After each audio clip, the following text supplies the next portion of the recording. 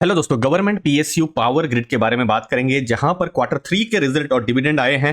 Detail में discussion करेंगे और बिजनेस को भी समझेंगे। सबसे पहले सेकंड इंटरिम डिविडेंड आया है दोस्तों, और कितना रुपए का है? 4 रुपीज 50 पैसे का second interim dividend power grid की तरफ से आ रहा है। और 15 फरवरी ये एक्स डिविडेंड डेट होने वाली है, तो ये एक इंपॉर्टेंट डेट होने वाली है। और जो भी एलिजिबल इन्वेस्टर्स हैं उनको पेमेंट मार्च 5 तक हो जाएगा। तो ये कुछ इंपॉर्टेंट जो है आंकड़े हैं जब हम पावर ग्रिड के इंटरिम डिविडेंड की बात कर रहे हैं। एनालिसिस करते हैं। देखिए, ये सेकंड डिविडेंड है। इससे पहले जब रिजल्ट आए थे नवंबर के समय में, जो क्वार्टर 2 के रिजल्ट थे, तो 4 रुपीज का पहला डिविडेंड आया था, और अभी 4 रुपीज 50 पैसा, तो टोटल 8 रुपीज 50 पैसा का डिविडेंड आ चुका है। Total 2 dividend. ओके, अब एक्सपेक्टेशन एक और क्या रह सकता है यहां पर? अगर हम हिस्टोरिकल डेटा देखें तो एक फाइनल डिविडेंड का। अच्छा, अब ये फाइनल डिविडेंड के बारे में कब डिटेल में पता चलेगा? देखिए, अभी तो क्वार्टर 3 के रिजल्ट आए हैं, लेकिन अप्रैल मई के महीने में फाइनल रिजल्ट आएगा, मतलब टोटल फाइनेंशियल ईयर रिजल्ट जो है तब आएगा। तो उस समय में हमको फाइनल डिविडेंड पता चलेगा। तो एक और स्टेप हम एनालिसिस में करते हैं। हम लास्ट ईयर का जो डिविडेंड है उसको हम देख लेते हैं। तो लास्ट ईयर टोटल 14 रुपीज 75 पैसे का डिविडेंड था। ओके, लेकिन लास्ट ईयर एक बोनस भी आया था। क्या? 1:3 के रेशियो में। मतलब फॉर एग्जांपल आपके पास 3 शेयर है तो वो 4 शेयर हो जाएंगे। तो इससे क्या हुआ, जो डिविडेंड एक्चुअली में एडजस्ट, अभी का जो प्राइस है कितना है?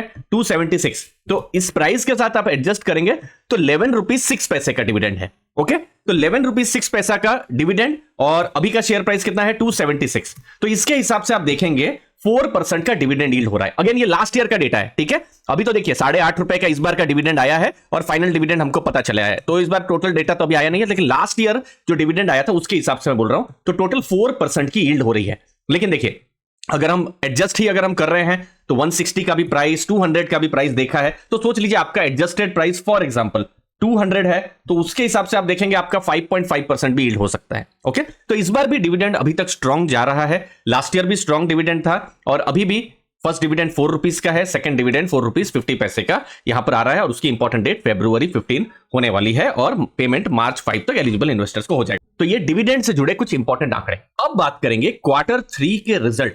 इनकम कैसा हुआ है? तो 11,280 करोड़ का इनकम हुआ था अक्टूबर टू दिसंबर 2022, और इस बार अक्टूबर टू दिसंबर 2023 11,467 करोड़ का यहां इनकम हुआ है, जो कि ऑलमोस्ट फ्लैट रेवेन्यू हमको देखने को मिला है। इनफैक्ट 9 मंथ का भी अगर आप रेवेन्यू देखेंगे 33,561 करोड़ है, जो कि ऑलमोस्ट फ्लैट हमको इनकम देखने को मिला है। प्रॉफिट पिछली बार कितना था? 3,701 करोड़, और इस बार अक्टूबर टू दिसंबर 3,970 करोड़ का प्रॉफिट। अगेन थोड़ा सा प्रॉफिट, माइनर प्रॉफिट यहां पर इंक्रीज होता हुआ नजर में आ रहा है, और टोटल 9 मंथ का प्रॉफिट रहेगा 11,346 करोड़। तो ये सब कुछ नंबर्स आए हैं जो इतना बता रहे हैं कि पावर ग्रिड की तरफ से जो रिजल्ट आए हैं, जो हमको थोड़ा स्टेबिलिटी जैसा दिख रहा है। और आप देखेंगे भी पावर ग्रिड का जब हम एनालिसिस कर रहे हैं लास्ट 3-4 साल से, उनका जिस तरीके से बिजनेस है, जस्ट आपको यहां पर स्टेबल नंबर्स ही दिखेंगे। 2019 में देखिए 10,000 करोड़, फिर 11,059 करोड़, फिर 12,000, फिर 16,000 करोड़ से ऊपर का प्रॉफिट हुआ। फिर अब देखिए लास्ट ईयर 15,417 करोड़ का, और इस बार भी जिस तरीके से लग रहा है प्रॉफिट शायद इसके आसपास ही रह सकता है। तो एक स्टेबल नंबर्स और स्टीडी ग्रोथ हमको प्रॉफिट्स में पावर ग्रिड में देखने को मिल रहा है। अब पावर ग्रिड है क्या? ये सबसे पहले तो सीपीएससी है, मतलब गवर्नमेंट ओन्ड कंपनी है। 51% से ऊपर गवर्नमेंट का ओनरशिप है। महारत्ना कंपनी है, और मेन बिजनेस क्या है? ट्रांसमिशन। देखिए, हमारे आपके घर में इलेक्ट्रिसिटी आना है तो वाया ट्रांसमिशन लाइन ही इलेक्ट्रिसिटी आएगी, और पूरा देश, पूरा भारत का 45% पावर ट्रांसमिशन पावर ग्रिड के द्वारा होता है। तो इसका मतलब क्या है? गवर्नमेंट के लिए एक स्ट्रैटेजिक कंपनी है। 39 सब्सिडियरीज है यहां पर, और 23 कंट्रीज में इनका फुटप्रिंट्स है। क्रेडिट रेटिंग जिस पर हम बात करने वाले हैं, डोमेस्टिक आप देखेंगे AAA का रेटिंग है, जो कि बेस्ट रेटिंग कहा जाएगा। और जो इंटरनेशनल रेटिंग जो है, जो BBB- जो आपको दिख रहा है, ये सवरन, मतलब इंडिया, हमारे देश को जो रेटिंग मिला हुआ है वही रेटिंग उनको मिला हुआ है। तो देखिए, अभी हमारे देश भारत को जो रेटिंग मिलेगी उससे अच्छी तो किसी और कंपनी को मिल नहीं सकती है। तो ये ग्लोबल रेटिंग के हिसाब से वो रेटिंग उनको मिला हुआ है। तो अगेन अगर हम डोमेस्टिक देखें तो बेस्ट रेटिंग उनको मिला हुआ है। बिजनेस में क्या स्ट्रेंथ है? सबसे पहले तो चूंकि ट्रांसमिशन का उनका बिजनेस है, तो ये बिजनेस लॉन्ग टर्म के लिए रेवेन्यू स्टेबिलिटी लाता है। पावर ट्रांसमिशन पर उनको फिक्स्ड इनकम मिलती रहती है, रिटर्न ऑन इक्विटी लगभग उनका फिक्स रहता है, और मार्जिन भी स्ट्रांग है। देखिए, ये मार्जिन वाला बिजनेस आप देखिए, ऑपरेटिंग प्रॉफिट मार्जिन 84.7% है। मतलब 100 रुपीज के रेवेन्यू में कंपनी का 84% ऑपरेटिंग मार्जिन है, और प्रॉफिट मार्जिन भी देखिए 34% है, जो कि स्ट्रांग नंबर्स जब हम मार्जिन के हिसाब से देखें तो हमको देखने को मिल रहे हैं। अब डेट के बारे में बात करेंगे और वैल्यूएशन की। तो लास्ट ईयर डेट 1.57 था, डेट टू इक्विटी रेशियो, जब दिसंबर 2022 के रिजल्ट आए थे। अभी दिसंबर 2023 के रिजल्ट में डेट एक्चुअली में कम हुआ है, 1.37 का अभी आपको डेट टू इक्विटी रेशियो देखने को मिलेगा। तो यहां जो नेचर ऑफ बिजनेस ही है वो थोड़ा डेट वाला है ही, क्योंकि पावर ट्रांसमिशन है तो डेट इनका रहेगा ही।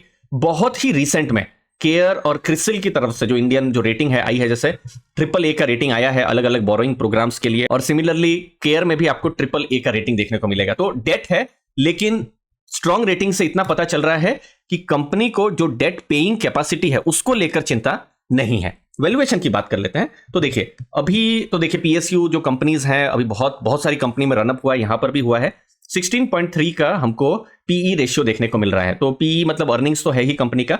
10 ईयर का PE 13.5 के आसपास में है। यस, एक ऐसा फेज था 2019-2021 में, उस समय में आप देखेंगे PE 8-9 के आसपास में था। PSUs जो थे बहुत ही ज्यादा डी वैल्यू हुए थे, डी रेट हुए थे, और PSUs को बिल्कुल पसंद भी नहीं किया जाता था। डिविडेंड यील्ड उनकी 7-8% थे। और ये पावर ग्रिड ही क्यों, पावर फाइनेंस या REC या फिर ONGC या ऑयल इंडिया या फिर इंडियन ऑयल, भारत पेट्रोलियम, ये सब कंपनियों की मैं बात कर रहा हूं। लेकिन अभी धीरे धीरे वो लोग री रेट हो रहे हैं। लेकिन यस, हिस्टोरिकल 16 PE है, और मैक्सिमम भी डेटा मैं आपको बता देता हूं। देखिए ये जब से हम लोग के पास, देखिए 2011 से डेटा यहां पर बता रहा है, 14 का उनको PE मिला है, तो अभी 16 है। अब हिस्टोरिकल लेवल से तो थोड़ा सा महंगा है।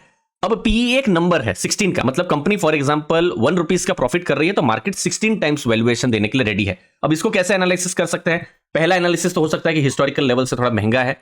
दूसरा एनालिसिस ये हो सकता है कि नहीं, ये PSU है, पावर सेक्टर में बहुत सारे चेंजेस होने वाले हैं और PSU की री रेटिंग होने वाली है, तो इनको थोड़ा हायर मल्टीपल मिलना चाहिए। अब ये मार्केट फ्यूचर में तय करेगी। अभी फिलहाल इतना लग रहा है कि यस, मार्केट जो है PSUs को लेकर थोड़ा पॉजिटिव है, लेकिन फ्यूचर में क्या उनको वैल्यूएशन मिलेगा या इसके आसपास ही रहेगा, आने वाला टाइम ही हमको बताएगा।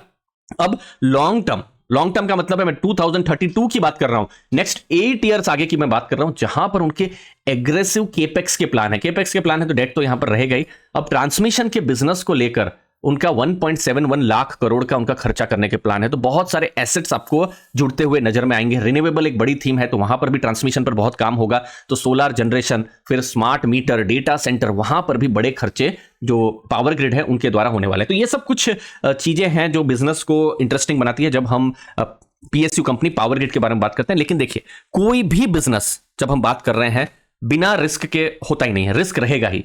यहां क्या रिस्क रह सकती है कि उनको जब पैसा मिलने का होता है तो बहुत सारी स्टेट ओन्ड यूटिलिटी कंपनीज होती हैं जिनसे उनको पैसा मिलने का होता है, तो उनकी जो क्रेडिट प्रोफाइल है थोड़ा सा वीक है। तो सोच लीजिए पावर ग्रिड ने तो काम कर दिया, लेकिन सामने से पैसा मिलने में देरी हुई, रिसीवेबल्स बढ़ गए, तो ये एक नेगेटिव हो सकता है। ठीक है, दूसरी चीज है बहुत ही रेगुलेटेड बिजनेस है। पावर सेक्टर या फिर ऑयल सेक्टर या फिर बैंकिंग सेक्टर, यहां पर रेगुलेशंस बहुत रहते हैं। ठीक है, तो रेगुलेशन में कभी बिल्कुल गवर्नमेंट की तरफ से पॉजिटिव रेगुलेशन भी आ सकता है, कभी नेगेटिव भी आ सकता है, उसको भी बिल्कुल ध्यान में रखना है। तो ये एक रेगुलेटेड बिजनेस है, कभी कुछ पॉजिटिव नेगेटिव। जैसे देखिए, अब मैं टोटली एक अलग ही डायरेक्शन में बात कर रहा हूं। फॉर एग्जांपल IEX है, IEX चलिए बिल्कुल यहां पर लिंक्ड बिल्कुल नहीं, बट एग्जांपल दे रहा हूं, क्योंकि रेगुलेटेड सेक्टर है पावर सेक्टर में, और वहां पर कपलिंग वाला न्यूज आ गया, और कपलिंग वाला न्यूज आ गया तो टोटली फ्यूचर में बिजनेस में इंपैक्ट पड़ सकता है, और मोनोपोली वाली जो चीज है वो वाली उनकी हट सकती है। तो वो क्या हो गया, थोड़ा सा नेगेटिव रेगुलेशन आ गया। अगेन, मैं पावर ग्रिड से कोई लेना देना नहीं है, लेकिन मैं वही बता रहा हूं, रेगुलेटेड बिजनेस है तो गवर्नमेंट की पॉलिसीज कभी पॉजिटिव भी हो सकती है, नेगेटिव भी हो सकती है, उसको भी ध्यान में रखना है दोस्तों।